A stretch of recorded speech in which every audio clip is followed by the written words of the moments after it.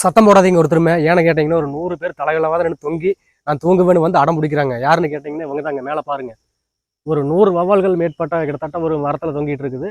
இவங்களோட கான்செப்டே வந்து பார்த்தீங்கன்னா நைட்டு தான் வந்து 6 மணிக்கு மேலே போயிட்டு பழங்களை வந்து தேடி பிடிச்சி உன்னுட்டு வந்து அதே மாதிரி இறக்குற இடத்துக்கே திரும்பி வந்துருங்க. இந்த வகையான வவ்வால்கள் வந்து பார்த்தீங்கன்னா நைட்டு இருட்டறையில் தான் வந்து வாழக்கூடிய ஒரு உயிரினம். இது வந்து நம்ம ஊரில் வந்து பகலியே வந்து ஒரு மரத்துக்கடியில் தலகளவாக வந்து தொங்கிட்டு வாழ்ந்துட்டு வந்துட்டு இருக்குதுங்க. தீபாவளிக்கு இந்த மாதிரி பறவைகள் விலங்குகள் வசிக்கிற இடத்துல வந்து பட்டாசு கொளுத்தி போட்டு அதை துன்புறுத்தாதீங்க.